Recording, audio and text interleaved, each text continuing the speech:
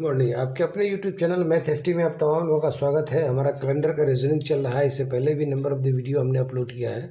अगर कैलेंडर की रीजनिंग से रिलेटेड जो कॉम्पिटिटिव एग्जाम में पूछता है, अगर आप जानना चाहते हैं कि कंसेप्ट क्लियर करना चाहते हैं तो हमारे चैनल मैथ एफटी के प्लेलिस्ट में जाए। वहाँ कैलेंडर रीजनिंग के नाम से प्लेलिस्ट बना हुआ है, वहाँ जाकर अद्भुत ट्रिक देखें। और बहुत सारे यूट्यूबर्स आपको बताते रहेंगे कि ये महीना का कोड है, ये साल का कोड है, ये सेंचुरी का कोड है। मैं आपसे पूछता हूँ कि आप एग्जामिनेशन हॉल में चार्ट लेके जाएंगे क्या? वो महीना का कोड अलग, साल का कोड अलग, इसको याद करना बहुत टीडियस जॉब है। मैं आपको आज बताऊंगा कि बगैर किसी महीना का कोड, बगैर किसी साल का कोड का चार्ट लिए हुए आप कैसे बना के निकलेंगे 10 से 15 सेकंड के अंदर में। वो अद्भुत ट्रिक बताएंगे।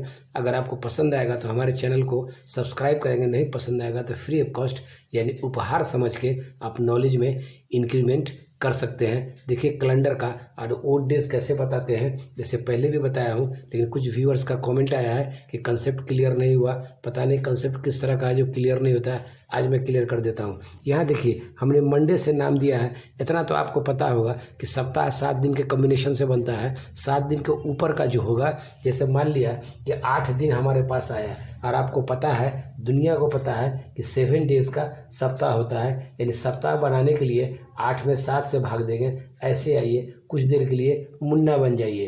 तो इसमें 7 से डिवाइड किया तो इस 8 में से 7 घटेगा तो 1। ये जो क्यूशेंट आता है ना, ये क्यूशेंट जो है ना, यही कहलाता है वीक। ये क्यूशेंट जो आता है ये कहलाता है वीक। और ये जो रिमाइंडर आता है जिसको शेषफल बोलते हैं, इसी को बोलते हैं ओड या एक्स्ट्रा डेज। इनका बाकी दूसरा कोई काम नहीं है कैलेंडर में। यही जो रिमाइंडर बचता है यही ओड या एक्स्ट्रा डेज कहलाता है। और जो क्यूशेंट आता है वो कहलाता है वीक।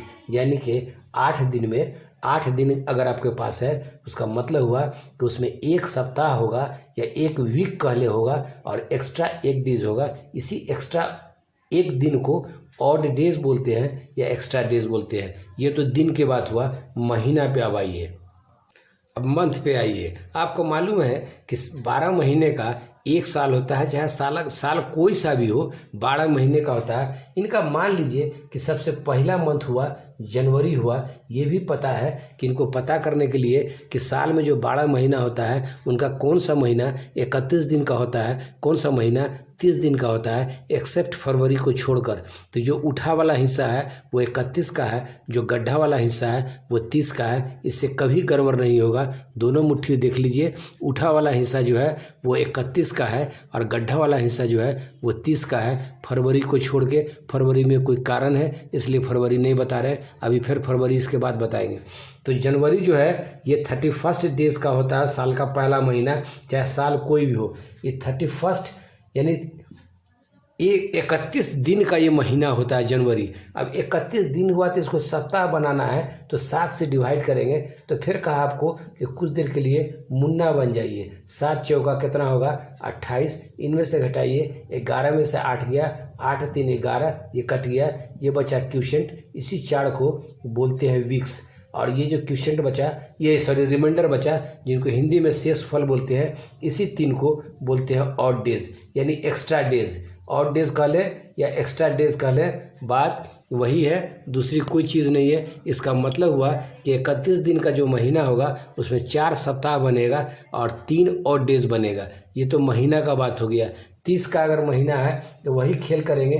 30 में 7 से डिवाइड करेंगे, कुछ देर के लिए मुन्ना बन जाए। 7 चौक या 28 होगा, 10 में से 8 जाएगा तो 2। इसका मतलब हुआ ये 4 वीक्स होगा।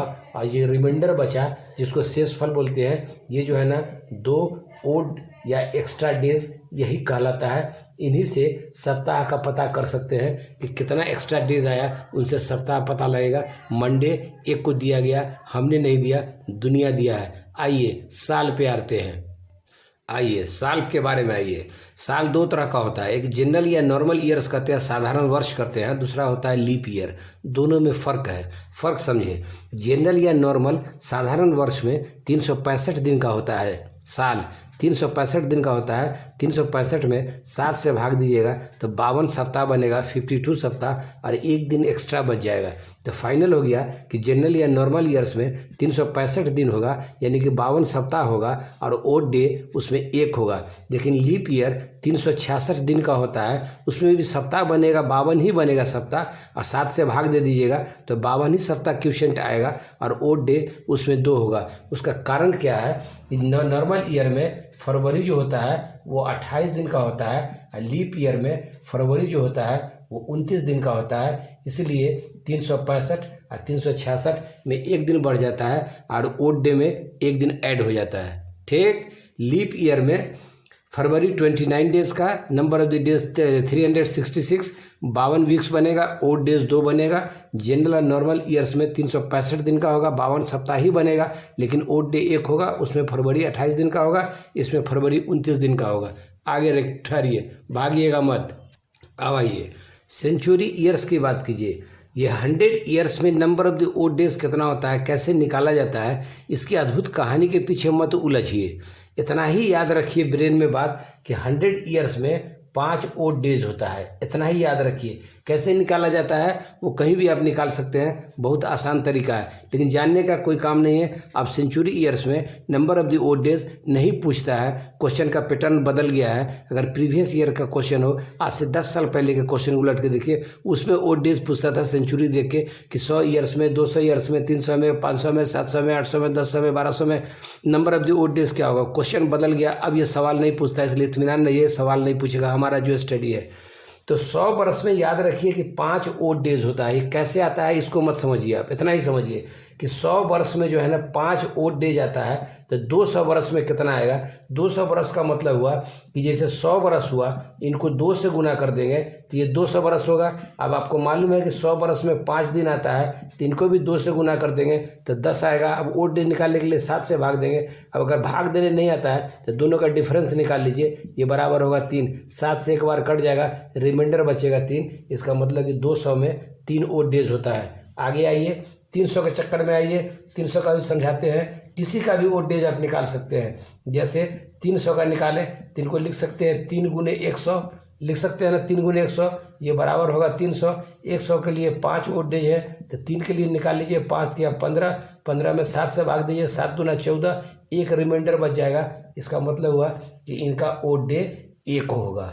ठीक, इतना ही याद रखना है। अगर इतना याद है कि 100 वर्ष में 5 ओड डेज है तो बाकी को आप कैलकुलेट कर सकते हैं, रटने की ज़रूरत नहीं है। आप 400 ईयर्स में आइए। 400 ईयर्स को आप क्या लिख सकते हैं, 4 गुने 100 ईयर्स लिख सकते हैं, आप लिख सकते हैं ना। तो 5 वर्ष है तो 5 गुने 4 होगा, ये कितना होगा, 20 होगा। दूसरी बात कि ये 100 ईयर्स जो है ना ये 400 से डिवाइड हो जाएगा, वो भी बताएंगे। तो अगर इनको 400 से डिवाइड करेंगे तो कट जाएगा, तो ये लीप ईयर हो जाएगा। तो इसमें 1 जोड़ देंगे तो ये कितना हो जाएगा, 21। 21 में 7 से भाग देंगे, 7 या 21, रिमाइंडर इसका बचा 0। इसका मतलब हुआ कि 400 वर्ष में जो रिमाइंडर होगा, जो ओड डेज होगा, वो 0 होगा। ठीक, अब आइए लीप ईयर के बारे में चर्चा करते हैं हम कि कैसे पता करेंगे कि कौन सा साल लीप ईयर है और कौन सा साल लीप ईयर नहीं है। जैसे देखिए, हमने लिखा 1218। ठीक, इनके लास्ट का साल का लास्ट का 2 डिजिट देखिए, इनको उठाइए 18, 18 में 4 से भाग दीजिए। अगर ये कंप्लीट कट जाता है तो ये लीप ईयर होगा, अगर कंप्लीट नहीं कटा तो ये नॉर्मल ईयर होगा, जिसको साधारण वर्ष बोलते हैं। जैसे देखिए एग्जाम्पल में, जैसे एग्जाम्पल में आइए आप, देखिए लीप ईयर की है कि नहीं, 1216। इनके 2 डिजिट को सिर्फ उठाइए, 16, इसमें 4 से डिवाइड दीजिए, 4 चौका 16 कट जाएगा। इसका मतलब हुआ कि ये लीप ईयर हुआ। जब लीप ईयर होगा तो इसमें 366 दिन होगा, लीप ईयर में 366 दिन होगा, और इनका जो फरवरी है ना वो 29 डेज का होगा। ठीक, बात क्लियर, कहीं से दिक्कत नहीं, दिक्कत। आगे आइए, भागिएगा मत वीडियो छोड़ के, नहीं तो भागते रह जाइएगा। और जैसे देखिए 1600 सेंचुरी है। अच्छा, एक बात और समझिए, कि सेंचुरी वाले ईयर को 400 से भाग देना है। 1600, 1800, 1200, 1400, 1100, 300, 200, 500, 800, इस तरह का जो सेंचुरी ईयर है उनके लीप ईयर पता करने के लिए 400 से भाग देना है। जो सेंचुरी ईयर नहीं है, जिसे लिखा कि 1518, ये सेंचुरी ईयर नहीं है, 1500 में 18 है, तो इनके सिर्फ 18 में 4 से भाग देना है। अगर कंप्लीट डिवाइड हो जाता है तो वो लीप ईयर होगा, अगर कंप्लीट डिवाइड नहीं होता है तो वो नॉर्मल ईयर होगा। ठीक, अब आइए, अगर मान लिया पूछ दिया आपसे कि 1600 ईयर्स में, यानी 1600 वर्ष में, 1600 ईयर्स में कितना ओड डेज होगा, कितना ओड डेज होगा, ये पता करना है। कुछ नहीं करना है, आपको 400 का मालूम है कि 400 का जीरो होता है, नहीं तो एक पे भी आप ट्राई करके देख सकते हैं। आप 400 का मालूम है तो 16 को 400 का खंड बना लिए, तो 4 चौका 16, ये हुआ 4, और 400 का आपको मालूम है कि ये जीरो होता है, तो ये आपको जीरो हो जाएगा। इसलिए 4 का जो मल्टीपुल होगा वो हमेशा जीरो उसका ओड डे होगा। अगर मान लिया यहाँ पर पूछे 1300 में कितना ओड डे होगा, 1300 को लिख सकते हैं आप 1200 प्लस 100 लिख सकते हैं। 1200 को कितना लिख सकते हैं 4 के मल्टीपुल में, 3 गुने 400 प्लस कितना होगा 100, फिर 3 गुने 400, 400 का मतलब क्या हुआ, इनका ओड डे जो होता है वो जीरो होता है, प्लस 100 बरस के बारे में आपको बता दिया है 5, तो ये पोर्शन जीरो हो गया, यानी कि 1300 में आपको जो ओड डे आएगा वो 5 आएगा। ठीक, कहीं से क्लियर दिक्कत हुआ?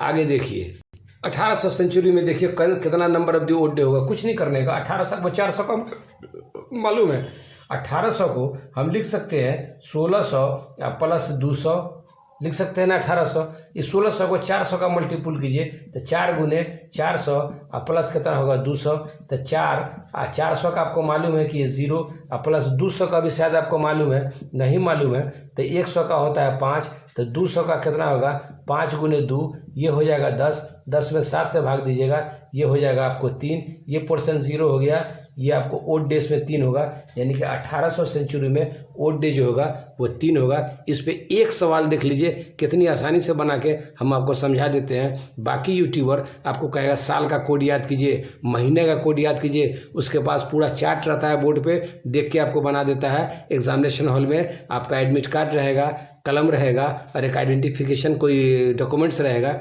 बाकी कोई चार्ट वाट रहेगा नहीं। तो वहाँ जब चार्ट नहीं रहेगा, कोड भूल जाएंगे तो कैसे बनाएंगे। हमारी ट्रिक और कंसेप्ट देखिए, बगैर किसी महीना के कोड के, बगैर किसी साल के कोड के कैसे सवाल को चुटकी में बना के निकल जाएगा। पहले एक सवाल देख लीजिए, अगर पसंद आता है तो हमारे कमेंट बॉक्स में राइट डाउन कीजिए। कैलेंडर रीजनिंग से रिलेटेड जितना भी तरह का सवाल अभी तक 34 तरह के कंपटीशन में पूछ रहा है भारत में, सारे क्वेश्चन को सॉर्ट आउट करके मैं आप तक पहुँचाऊँगा।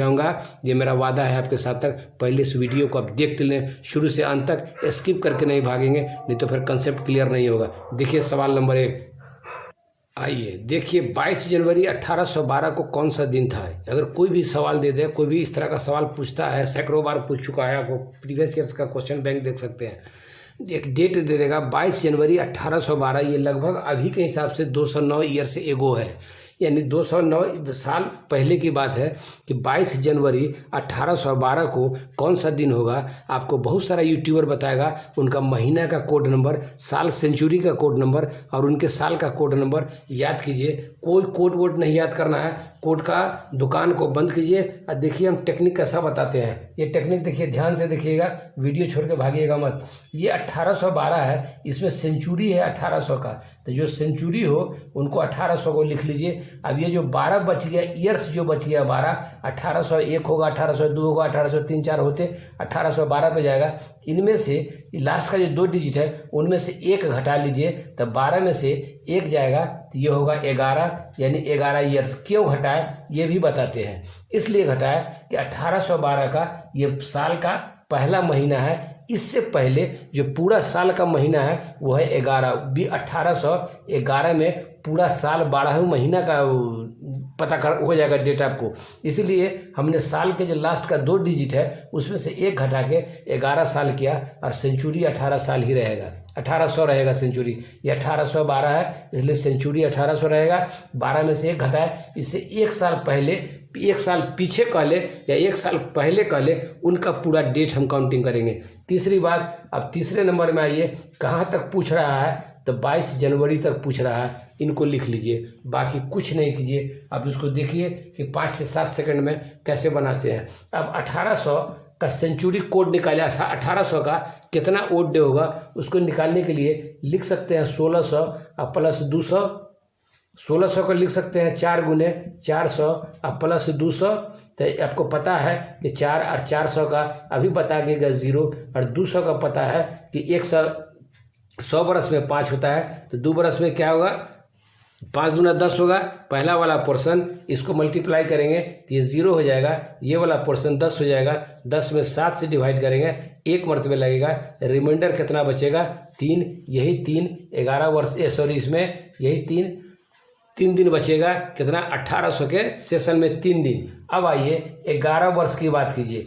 11 वर्ष को कुछ नहीं करना है, इसमें पता करना होगा कि कितने लीप ईयर्स थे 11 वर्ष के अंदर में। तो लीप ईयर को पता करने के लिए 4 से भाग दे दीजिए, ऐसे मुन्ना के तरीके से भाग दीजिए, 4 से भाग दीजिए। 4 दूना कितना होगा 8, 11 में से 8 जाएगा 3। ये जो रिमाइंडर बचा इनको गोली मारिए, इनको देखिए क्वेश्चन को, इस क्वेश्चन को इसमें ऐड कर दीजिए। तो 11 और 2 कितना होगा 13 होगा। सप्ताह 7 दिन से ज़्यादा हो गया, इसमें 7 से भाग दीजिए, 1 मरतबे 7 से भाग देगा, घटेगा तो कितना होगा 6। ये रिमाइंडर जो 6 हुआ यही आपका ओड डे कहलाएगा। यानी 11 वर्ष में एक ही जो है आपको जो क्वेश्चन आएगा ना वही आपको लीप ईयर होगा, बाकी सब जो है नॉर्मल ईयर होगा। तो इनका जो है ये 6 होगा, ओड डे 6 होगा 11 वर्ष में। अब आइए 22 जनवरी। 22 जनवरी तक ही पूछा है, जनवरी के बाद नहीं पूछा। अगर जनवरी के बाद पूछता तो वो भी दिन काउंटिंग करते, लेकिन ये 22 जनवरी तक ही पूछा है, इसलिए 22 जनवरी में 7 से दे दिए, कितना ओड डे निकलेगा। तो 7 या कितना होता है 21 होता है, 2 में से 1 जाएगा 1, ये घट गया। ये जो रिमाइंडर है इससे क्वेश्चन से आपको कोई मतलब नहीं है, रिमाइंडर जो बचा वही इनका ओड डे कहलाएगा। यानी 22 जनवरी में एक दिन सिर्फ ओड डे होगा। या तो आप इस तीनों को जोड़ लीजिए, तीनों को जोड़ते हैं तो 6 1 7 7 और 3 ये 10 हो जाएगा। या सप्ताह बनाने के लिए 6 और 1 को जोड़ दीजिए तो 7 होगा, खेल खत्म, बच जाएगा हमारे पास फाइनल ये 3 बच जाएगा ओड डे। ये 6 और 1 7 खत्म हो गया, सप्ताह बन गया, ये बन गया ओड डे। ये जो ओड डे बना इस लिस्ट में देखिए आप, ये 3 किसके लिए स्टैंड करता है। तो 3 ओड डे जो है वेडनेसडे के लिए स्टैंड करता है। इसका मतलब हुआ कि 22 जनवरी 1812 को जो दिन पड़ा ना वो पड़ा वेडनेसडे। दुनिया के जिस कैलेंडर में देखना हो आप देख लें, गूगल पे जाके चेक कर लें, 22 जनवरी 1812 को वेडनेसडे होगा। ये 4 से 5 सेकंड में बना के आप निकल जाएंगे, वरना कोड अगर याद करेंगे तो ज़िंदगी आपकी बीत जाएगी और सवाल एग्जामिनेशन हॉल में नहीं बनेगा। इसलिए कि जो यूट्यूबर आपको बताते हैं कि ये सेंचुरी का कोड है, ये ईयर का कोड है, ये मंथ का कोड है, उनके पास बोर्ड पे सारी चीज़ लिखी रहती है, आपके पास एग्जामिनेशन हॉल में बोर्ड पे लिखा हुआ नहीं मिलेगा। सिर्फ साल महीना का सप्ताह का सिर्फ कोड याद रख लें, इसको याद करने का कोई काम भी नहीं।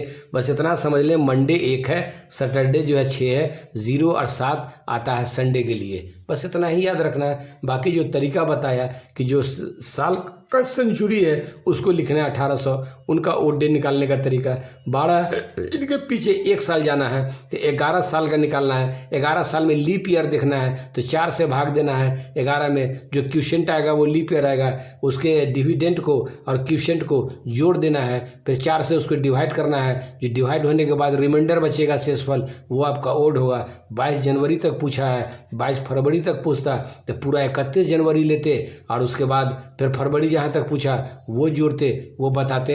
ये सवाल आज यहीं पे रहने दीजिए। एक अद्भुत ट्रिक मैं आपको बताया, इतनी आसानी से बहुत कम यूट्यूबर बताएगा, मुश्किल से 1 से 1.5% या हार्डली 2% यूट्यूबर इस मेथड से बताएगा। नहीं तो बाकी वही कोड का है, कोड की किताब लिए घूमते रहिए। अगर इस तरीके से बताते हैं तो 10 से 12 सेकंड में ये सवाल बन जाएगा, वरना कोड याद रखेंगे तो जीवन बीत जाएगा, नहीं याद आएगा। चलिए, थैंक यू वेरी मच। एक कैलेंडर का रीजनिंग का हमारा सीरीज चल चल रहा है। हमने एक अद्भुत ट्रिक और एक यूनिक कंसेप्ट दिया, जहाँ ना कोई कोड याद करना है, चाहे सेंचुरी का हो, ईयर्स का हो या मंथ का हो, कोई कोड वर्ड याद नहीं करना है, सीधा इसी तरीके पे निकालना है। फिर नेक्स्ट वीडियो में इसी से रिलेटेड, कैलेंडर से, रीजनिंग से रिलेटेड हमारी बात होगी।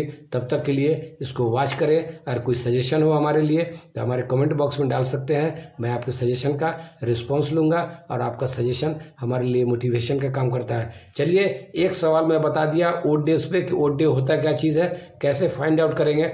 जितने पैटर्न का क्वेश्चन अभी तक एग्जामिनेशन में पूछा है, सारे तरह के पैटर्न के क्वेश्चन से एक यूनिक ट्रिक और यूनिक कंसेप्ट के साथ मैं आपको बताऊंगा। चलिए देखिए, देखने में कैसा लगा आप लिख सकते हैं। अगर लाइक करना चाहते हैं तो लाइक करें, डिसलाइक करना चाहते हैं तो डिसलाइक करें, लेकिन हम अब तक मैथमेटिक्स के दीप जलाते रहेंगे। चाहे आप लाइक करें या डिसलाइक करें, दोनों हाल में हम आपके साथ हैं। चलिए, थैंक यू वेरी मच। फिर नेक्स्ट वीडियो में नेक्स्ट टॉपिक में बात होगी।